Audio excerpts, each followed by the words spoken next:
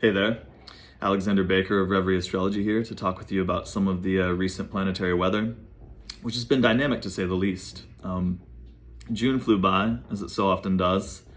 We experienced a Mercury retrograde coming out of eclipse season, which wrapped June 22nd and left a shadow period that's lingering extra long, one might feel. We emerged from that July 7th, Wednesday, Mercury's Day. But the kind of retro haze did seem to die down, for many at least, several days prior to June's end. A month whose close saw a lot of supportive aspects between Venus and Jupiter.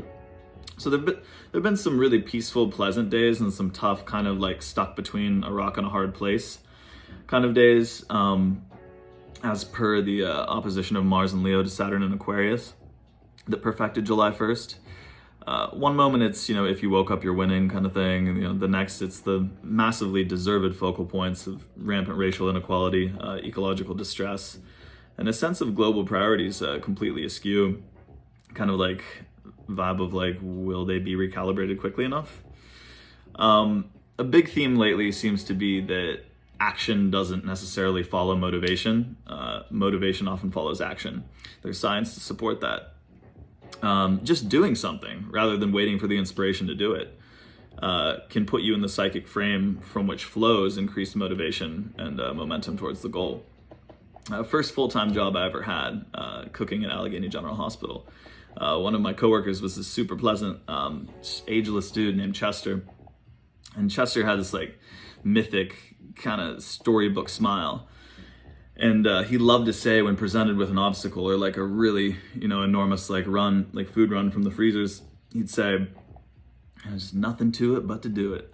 It's a simple but lovely reminder that motivation often follows action. In my decan forecast for the middle face of Cancer season, face, decan, deca, 10, it's a 10 degree or roughly 10-day period of each sign. Second face we're in now, about which I wrote, how July kicks off with a dynamic opposition between Mars and Leo and Saturn and Aquarius. We're still in the active engagement of that with the second of three Saturn-Uranus squares of 2021. So we have this, Mars-Saturn seesaw between the Malefics. Mars is unstoppable force, Saturn is a movable object, as it were. And it's being, it's engaging heavily with Uranus and Taurus. Mars-Saturn is like a blade swung against the sharpening block. Vehement action meets structures that might resist it. Aspects involving these two often prompt me to parrot aphorisms like "the way out is through," or Marcus Aurelius's words, "the impediment to action, advances the action. What stands in the way becomes the way."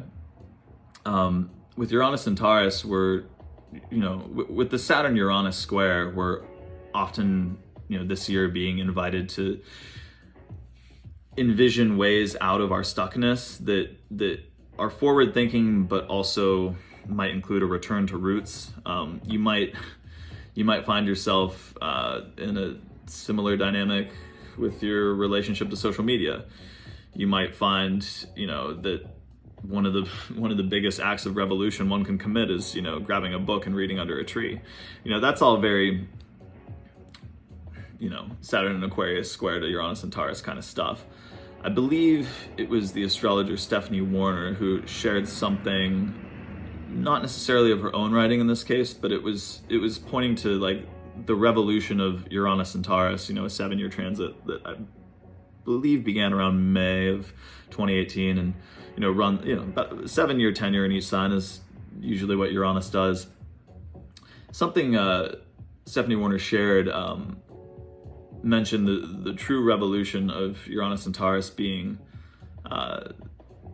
the process, not the product. And to really, even with all of the mercurial chatter and the deluge of information we're presented with every day through technology, through social media, to allow ourselves to really relish in each moment of presence in the process.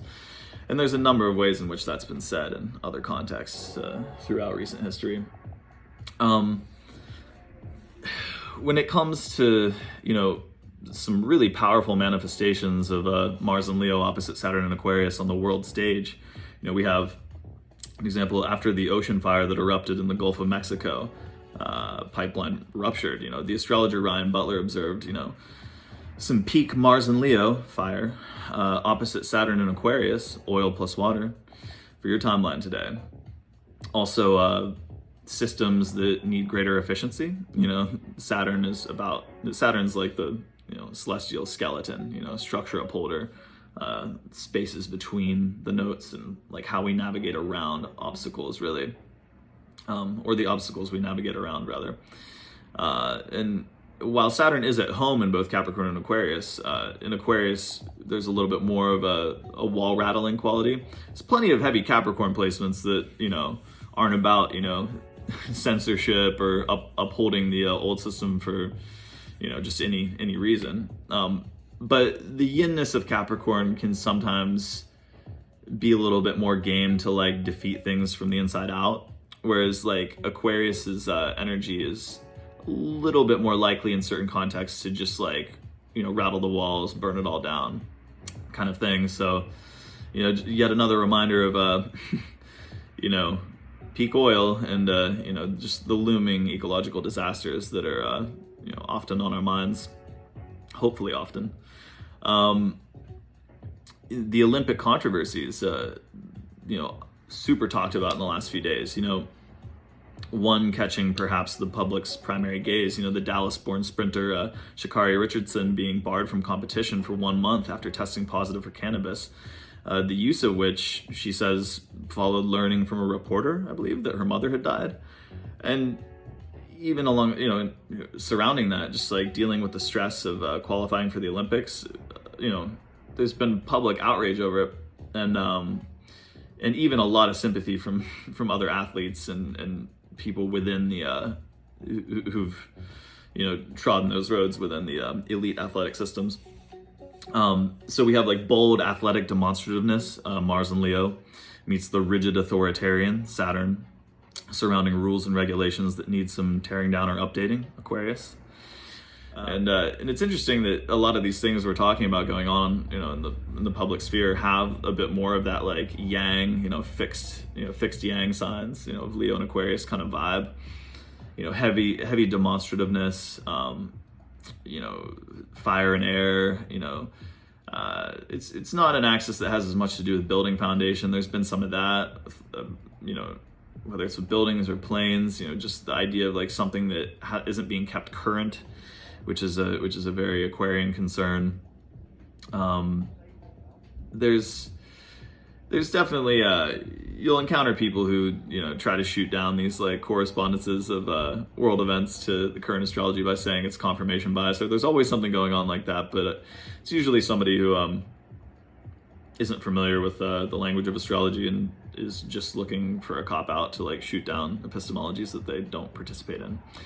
So it's kind of like you have to listen to the music to like find out whether you like it or not. You kind of have to participate in astrology to experience the extent to which it works. So Mars is the physical exertion, Saturn and Aquarius, the time-tested structure begging ongoing adjustments, if not straight up innovation. Saturn is at home in both Capricorn and Aquarius, as we've been saying, but the latter sign is sometimes characterized as rattling the walls a bit more when needed.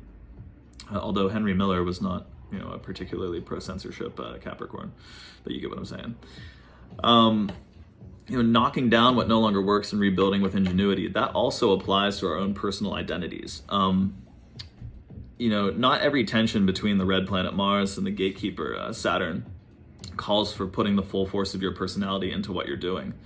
The staring contest between these two strikes concern with identity and accomplishment into the heart and mind, expression and withholding, acceptance and alienation, awareness of heights to be scaled, and slow stifling that might seem around the bend from any moment of breakthrough.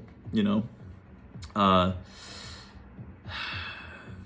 wrote back in January of the year's first square between the gatekeeper Saturn and the breaker Uranus, as Richard Tarnas styled Uranus to be, and the need to let go of that which is outmoded by our vision in order to progress. Saturn's structure is much like the discipline of rhythm, the spaces between the notes, the wine of silence, as Robert Fripp put it, not explicitly in regard to Saturn. You know, Saturn's the part of the sculpture that's whittled away. You know, and there's a call to be gentler with ourselves and manage expectations, with Mars engaging heavily here in the opposition to Saturn and, you know, the greater T-square, Saturn and Uranus square. You know, is there some part of you to be left behind? You know, a part of you to better imagine your way out of, a la James Hillman's take on obstacles. That's a big call lately. You know, to resolve these different tensions and to act with a sense of gentleness, decisiveness, but gentleness with ourselves in regards to where it is we are and where we'd like to go. That's been one of the confusing parts. It's been a good time to act in the last several days, but it's like, how much of yourself are you throwing into it? Like, you know, how hard are you swinging that blade against, like, you know, the stone of Saturn? And I believe as the month progresses, you know, we have Mercury will be a little less funky in a couple of days, or finally rid of its, you know, residual funkiness. You know, new moon in Cancer soon after that. And, you know, later this month, like around, you know, like the 21st, 22nd, and 27th, you know, it's like around these dates, you know, we'll have Venus and Mars, their ingresses into Virgo.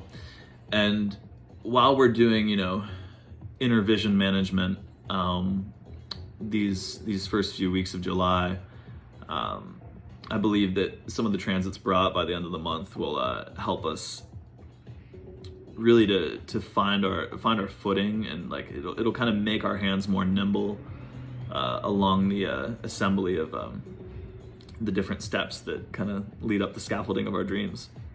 But until then, to just be patient with your desires and the kinds of roadblocks that will ultimately dissipate.